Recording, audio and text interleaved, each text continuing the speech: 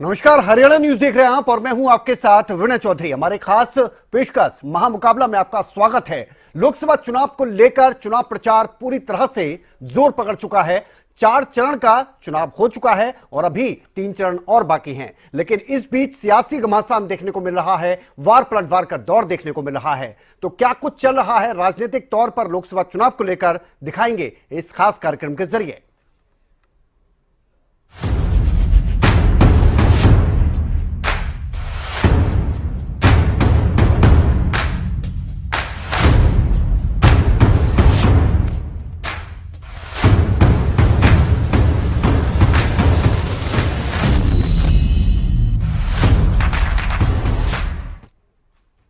तो प्रधानमंत्री नरेंद्र मोदी ने वाराणसी से अपना नामांकन दाखिल कर दिया। पीएम मोदी 2014 से लगातार तीसरी बार वाराणसी से चुनाव लड़ रहे हैं। पीएम मोदी के नामांकन के वक्त सीएम योगी उनके पीछे बैठे हुए नजर आए। पीएम मोदी के नामांकन में एनडीए के 12 राज्यों के मुख्यमंत्री और तमाम बड़े बीजेपी के दिग्गज नेता शामिल हुए।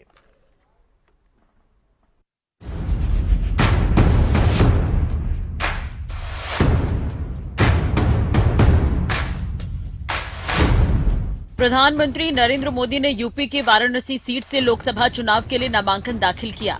इस दौरान पीएम मोदी के साथ गृह मंत्री अमित शाह, रक्षा मंत्री राजनाथ सिंह, उत्तर प्रदेश के मुख्यमंत्री योगी आदित्यनाथ और चारों प्रस्तावक मौजूद रहे। आपको बता दें कि पीएम मोदी ने काशी से तीसरी बार नामांकन दाखिल किया है। इससे पहले प्रधानमंत्री मोदी वाराणसी सीट से साल 2014 और 2019 का लोकसभा चुनाव जीत चुके हैं। नामांकन से पहले मोदी ने बेहद भावुक वीडियो शेयर किया, जिसमें गंगा को लेकर मोदी मां कहते हुए नजर आए। मोदी ने सोशल मीडिया पर यह वीडियो भी शेयर किया है।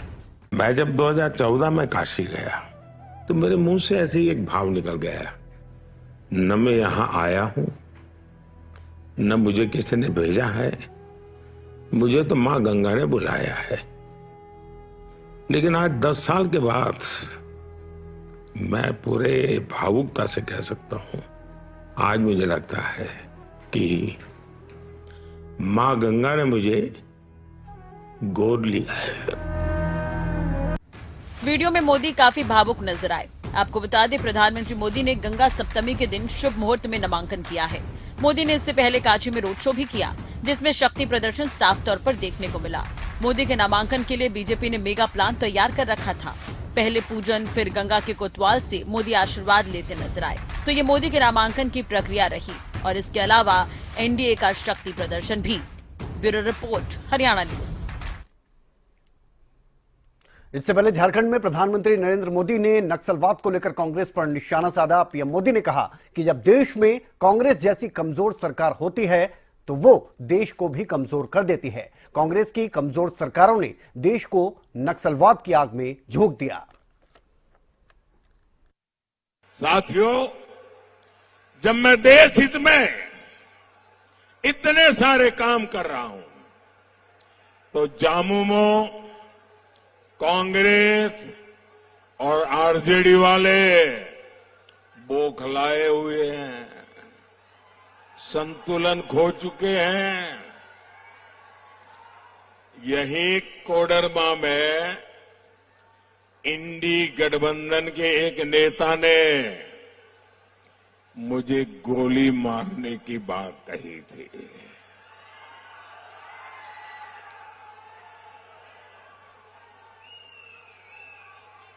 ये जो गोली मारने के सपने देख रहे हैं ना, जो मोदी के कब्र खोदने के सपने देख रहे हैं, जरा यहां आइए, ये नजारा देखिए, ये माताओं बहनों का प्यार देखिए। ये गोली मारने वालों, यही मेरा सुरक्षा कवच है। कोडरमा और इस क्षेत्र के लोगों को इन्होंने दशकों तक कमजोर सरकारों का रवैया देखा है।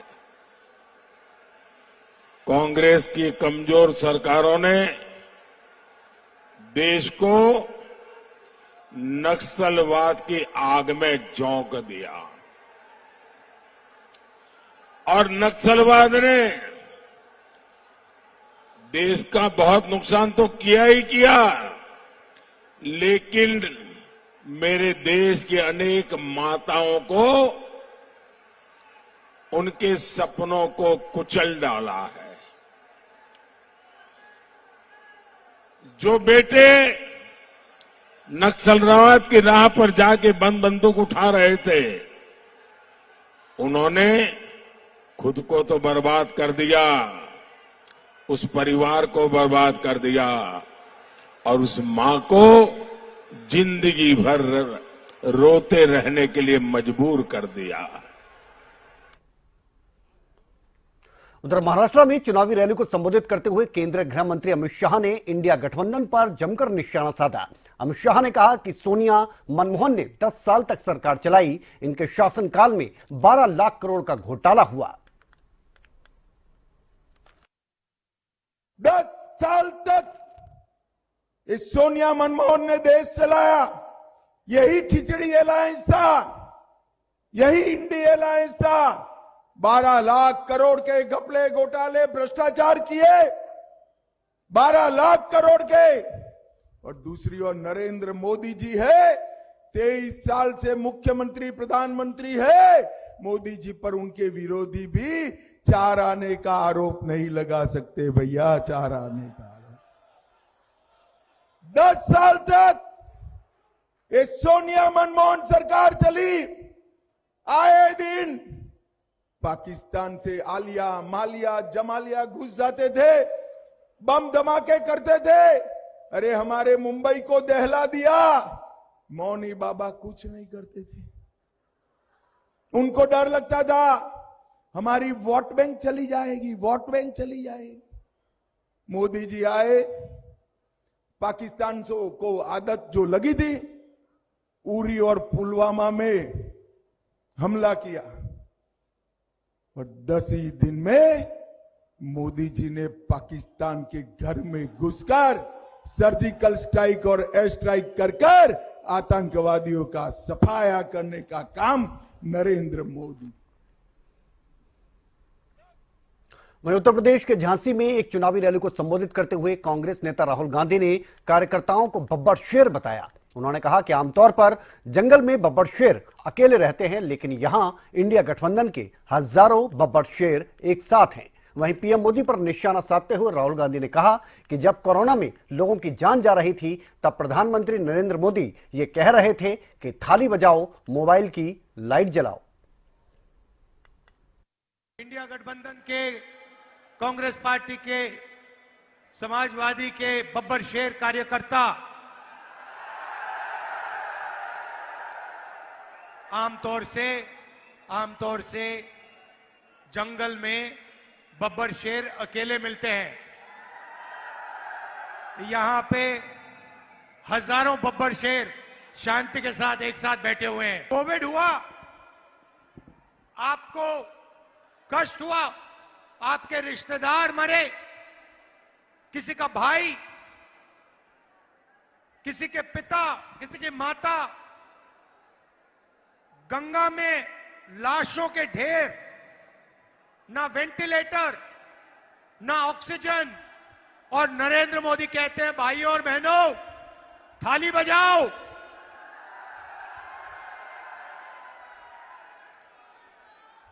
और मैंने इनको मीडिया के मित्र बोला, मगर ये हमारे नहीं है, ये अदानी के मित्र हैं, अंबानी के मित्र हैं।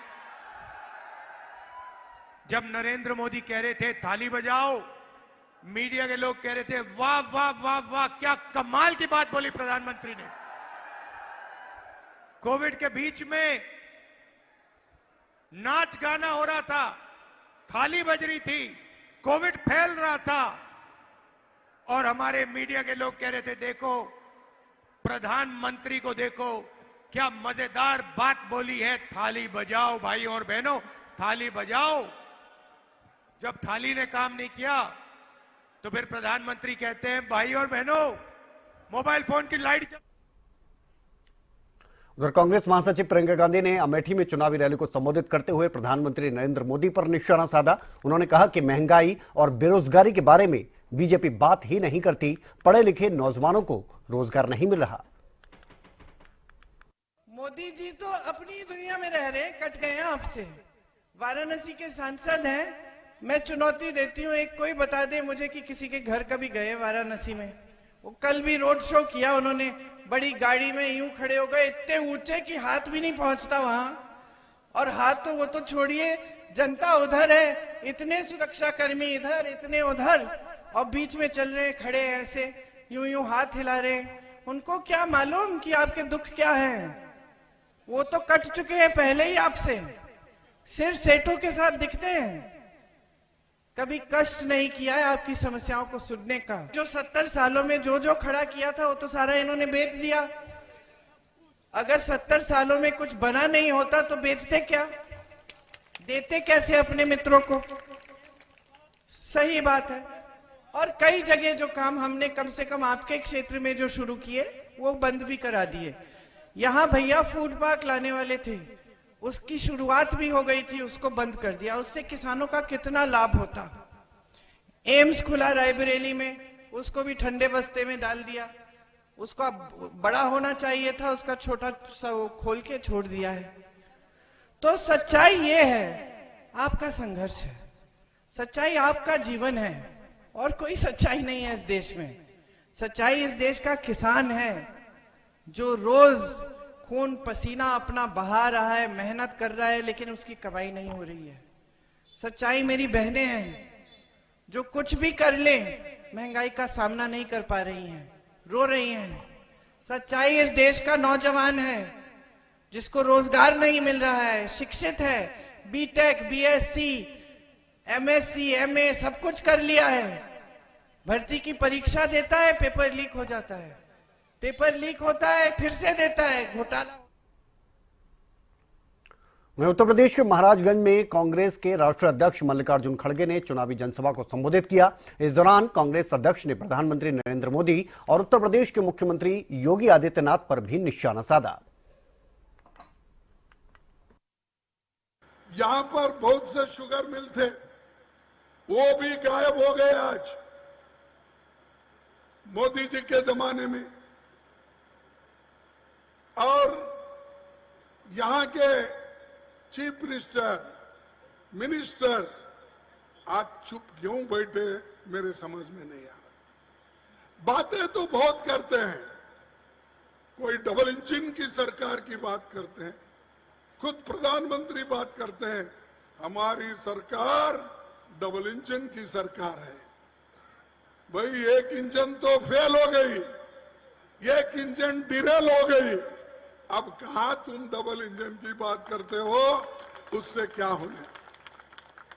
लेकिन हमने जो देश को आगे बढ़ाया, पंडित जवाहरलाल नेहरू जी से लेकर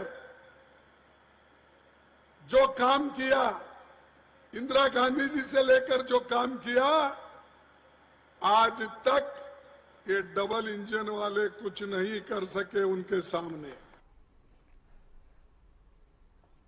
उधर लोकसभा चुनाव का मुकाबला हरियाणा में रोचक होता जा रहा है। बीजेपी इतिहास बनाने की बात कर रही है और फिर से 10 लोकसभा सीट जीतने की बात कर रही है। तो इसके अलावा करनाल उपचुनाव में भी जीत का दावा किया जा रहा है। तो वहीं कांग्रेस की तरफ से क्लीन स्वीप की बातें की जा रही हैं। उम्मीदवार से लेकर मुद्दे, नारे जनता के सामने हैं। जनता की परीक्षा से पहले प्रचार में तमाम पार्टियों ने पूरा जोर लगा दिया है।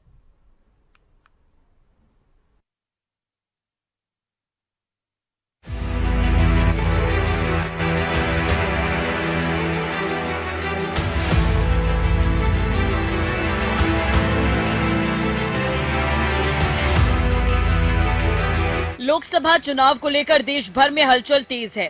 अलग अलग राज्यों के लिए अलग अलग चरणों में वोटिंग हो रही है। लिहाजा छठे चरण में हरियाणा में होने वाले चुनाव को लेकर भी सियासी पारा हाई है। सभी दल जीत के दावे कर रहे हैं। बीजेपी 11 कमल खिलाने की बात कर रही है। विजय संकल्प रैली करते हुए विरोधियों पर हमलावर है। 4 जून को जब रिजल्ट आएगा, 10 की 10 लोकसभा की सीटें और 1 विधानसभा की सीट, 11 कमल के फूल खिल करके 10 नरेंद्र मोदी जी के पास जाएंगे, 1 चंडीगढ़ में जाएगा और 10 के 10 कमल के फूल खिल करके मोदी जी को तीसरी बार इस देश का प्रधानमंत्री बनाने का काम हरियाणा के लोग अहम भूमिका उसमें अदा करेंगे। जिस प्रकार से 2019 के चुनाव में बड़े मार्जिन के साथ मोदी जी को प्रधानमंत्री बनाया, अब की बार भी तीसरी बार मोदी जी को प्रधानमंत्री बनाने का काम करेंगे। आज सारे के सारे गठबंधन गठबंधन के लोग वो एक मंच के ऊपर इकट्ठे हुए हैं। वो इसलिए इकट्ठे हुए हैं, ना तो देश के गरीब की चिंता उन लोगों को है, ना देश के किसान की चिंता उन लोगों को है, ना देश की महिलाओं की चिंता उन लोगों को है, ना देश के युवाओं की चिंता उन लोगों को है। अगर चिंता किसी को है तो नरेंद्र मोदी जी को है। चौथे चरण का मतदान लोकसभा का खत्म हो गया है। 7 चरण यानी आधा से ज्यादा हो गया है, और आधे से ज्यादा होने के बाद अब एकदम चित्र स्पष्ट हो गया है। चाहे हमारे जो राजनीतिक पंडित हैं वो बता रहे हैं, मीडिया के लोग बता रहे हैं, सर्वे के लोग बता रहे हैं कि कांग्रेस कहीं मैदान में नहीं है, कहीं मैदान में नहीं है। भारतीय जनता पार्टी का जीतना तो सुनिश्चित, सरकार बनाना तो सुनिश्चित हो ही गया है। हर जगह कांग्रेस बौखलाई हुई है। 2 कारण है कांग्रेस के बौखलाने के। एक कारण हार का डर, और उसमें कोई कुछ कर नहीं सकता, हारना तो तय है ही है।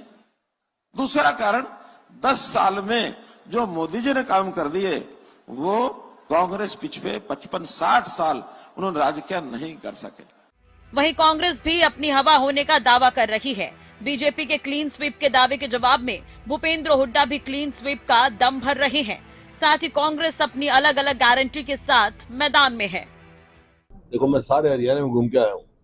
जिस प्रकार से कांग्रेस का को जन समर्थन मिल रहा है, मैं लगता है कांग्रेस के पक्ष में लहर है हरियाणा में। जब लहर चलती है ना किसी पार्टी की, तो क्लीन स्वीप होता है। लहर की वजह क्या?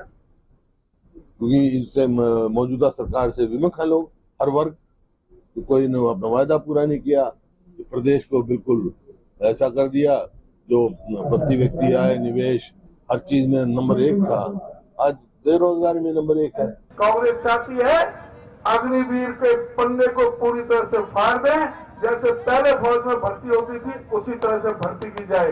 कांग्रेस चाहती है कि महिलाओं को आरक्षण दिया जाए। कांग्रेस चाहती है कि जो गरीब महिला है, जिनके पीले कार्ड हैं, उनको घर बैठे उनके खाते में 1 लाख रुपए हर साल 8,500 रुपए महीने उनको दिए जाएं।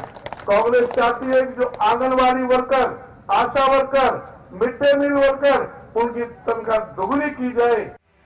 बहरहाल लोकसभा चुनाव में सभी दलों की अपनी अपनी परीक्षा है। कहीं प्रदर्शन दोहराने की, कहीं पिछली बार से बेहतर कर पाने की, कहीं वर्चस्व बचाने की, तो कहीं खोई जमीन तलाशने की। अलग अलग पार्टियों के सामने अलग अलग चुनौतियां हैं। देखना यह है कि लोकसभा चुनाव की परीक्षा में जनता किसे मंजिल तक पहुंचाती है। News desk, Haryana news. और हरियाणा में बीजेपी की तरफ से दिग्गज नेताओं की रैलियों को लेकर पूर्व सीएम मनोहर लाल की तरफ से जानकारी दी गई। उन्होंने कहा कि पीएम मोदी, अमित शाह समेत तमाम दिग्गज हरियाणा में आएंगे। जेजेपी विधायकों से मुलाकात पर भी पूर्व सीएम मनोहर लाल की तरफ से बयान दिया गया। जो राष्ट्रीय नेता हैं उनके कार्यक्रम शुरू होंगे।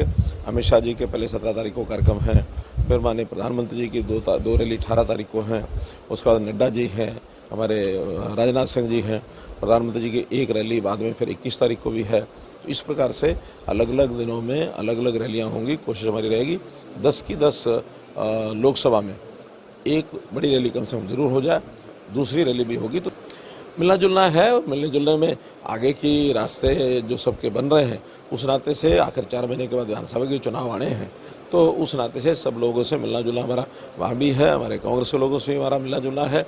ये ठीक है कि 3 इंडिपेंडेंट विधायक उन्होंने किसी भी कारण से अपने यानी संबंध वहाँ बनाए होंगे कांग्रेस के साथ, लेकिन अब एक आध का तो मैसेज ये है कि मेरे से गलती हो गई है, वापस भी आने के लिए तैयार है। तो देखते हैं क्या होता है। वहीं हिसार लोकसभा सीट से बीजेपी प्रत्याशी रणजीत सिंह चौटाला के लिए सीएम नायब सिंह सैनी ने चुनाव प्रचार किया। सीएम ने हिसार में 1 दर्जन से ज्यादा कार्यक्रमों में शिरकत की और बीजेपी प्रत्याशी रणजीत चौटाला के लिए वोट मांगे। वहीं सीएम सैनी के आने से कार्यकर्ताओं में भी काफी जोश नजर आया। 25 मई को हरियाणा के लोग बहुत बड़े वोटिंग होने वाली है मार्जिन के अंदर। 4 जून को जब रिजल्ट आएगा 10 की 10 लोकसभा की सीटें और 1 विधानसभा की सीट, 11 कमल के फूल खिल करके 10 नरेंद्र मोदी जी के पास जाएंगे, 1 चंडीगढ़ में जाएगा और 10 के 10 कमल के फूल खिल करके मोदी जी को तीसरी बार इस देश का प्रधानमंत्री बनाने का काम हरियाणा के लोग अहम भूमिका उसमें अदा करेंगे। जिस प्रकार से 2019 के चुनाव में बड़े मार्जिन के साथ मोदी जी को प्रधानमंत्री बनाया, अब की बार भी तीसरी बार मोदी जी को प्रधानमंत्री बनाने का काम करेंगे, क्योंकि मोदी जी ने अपने कार्यकाल में गरीब के चेहरे पर मुस्कान लाने का काम किया है, गरीब को मजबूत किया है, ईमानदारी से देश को आगे बढ़ाने का काम किया है, देश के इंफ्रास्ट्रक्चर को बढ़ाया है, देश में जो जन सुविधाएं लोगों को उपलब्ध होनी चाहिए थी बड़ी गति से इन 10 वर्षों के अंदर आदरणीय प्रधानमंत्री जी ने इस देश के लोगों को देने का काम किया है। चाहे आवास योजना है, चाहे प्रधानमंत्री आयुष्मान कार्ड है, चाहे प्रधानमंत्री किसान सम्मान निधि है, प्रधानमंत्री फसल बीमा योजना है, तमाम ऐसी योजनाएं हैं। चाहे महिलाओं को सशक्त करने के लिए हमारी जो सेल्फ हेल्प ग्रुप की बहनें हैं उनको 1 करोड़ लखपति दीदी बनाने का काम किया है। आगे भी संकल्प लिया है आने वाले समय के अंदर 3 करोड़ बहनों को लखपति दीदी बनाने का काम हमारी। वहीं गुरुग्राम लोकसभा सीट से बीजेपी प्रत्याशी राव इंद्रजीत सिंह के लिए उनकी बेटी आरती राव ने भी चुनाव प्रचार किया है। इसी कड़ी में आरती राव ने नूह के कई गांवों का दौरा किया, नुक्कड़ सभाएं की और लोगों से अपने पिता राव इंद्रजीत सिंह को वोट देने की अपील की। लोगों को संबोधित करते हुए आरती राव ने कहा कि उनके पिता 45 सालों से लगातार प्रदेश की राजनीति में सक्रिय रहकर जनता की सेवा कर रहे हैं। प्रदेश में जब किसी ईमानदार नेता का नाम आता है तो प्रदेश में सबसे पहले राव इंद्रजीत सिंह का नाम आता है। वहीं मीडिया से बातचीत करते हुए आरती राव ने गुरुग्राम से कांग्रेस प्रत्याशी राज बब्बर पर भी तंज कसा। आरती राव ने कहा कि राज बब्बर गुरुग्राम के लोगों की परेशानियों को नहीं जानते, क्योंकि उन्होंने गुरुग्राम लोकसभा क्षेत्र को ठीक से देखा भी नहीं है। इसके अलावा उन्होंने प्रदेश के लोगों से बीजेपी के पक्ष में वोट डालने की अपील की। जी, हर्ष और उल्लास का माहौल है और बहुत ही प्यार और सम्मान मुझे मिल रहा है और मैं बहुत खुश हूँ आज फिरोजपुर जिला आके, क्योंकि मैं सोच नहीं सकती थी कि इतना भी प्यार मिलेगा मुझे जितना मिल रहा है। दोबारा राव इंद्रजीत दोनों आमने सामने हैं। जी, मैं कांग्रेस ने उम्मीदवार खड़ा किया है, मगर वो अभी अभी आए हैं। शायद ही पहले गुड़गांव लोकसभा क्षेत्र को उनको देखा होगा, 2-3 बारी आए होंगे, तो लोगों के मसलों की मुश्किलों को वो नहीं जानते, जो उनको पढ़ाया जाता है वो बोलते हैं। तो आज के दिन मैं समझती हूँ कि 45 साल से जो शख्स अपने लोगों के बीच में खड़ा रहा है, अपने लोगों के सुख दुख में और उनके हकों की लड़ाई लड़ रहा है, वो ही अच्छा उम्मीदवार है और भारतीय जनता पार्टी और मोदी जी की सरकार आएगी और राव इंद्रजीत सिंह जी का चयन होगा गुड़गांव लोकसभा। 25 तारीख को क्या अपील है आपकी? मेरी अपील यही है कि आप सभी आएं, आप वोट दें और भारतीय जनता पार्टी के हक में दें और राव इंद्रजीत सिंह जी के।